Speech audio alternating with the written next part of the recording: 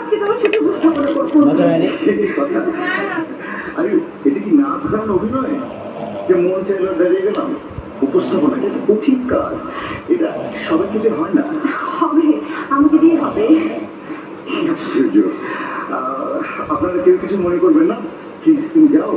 আমি যাব না। আরে উপস্থাপনা একটা শিল্প, এটা একটা আর্ট। শিল্প শিল্প বলেছো না? ঠিক বলেছো, কারণ আমি একজন শিল্পপতি। শিল্প আর শিল্পপতির মধ্যে তো ডিফারেন্স আছে। আজকে আমি উপস্থাপনা করবই, কারণ গত 19 বছর দাঁড়াও, আমি এটা একটু ভিডিওটা বানাই দেন, কথা কইবি না।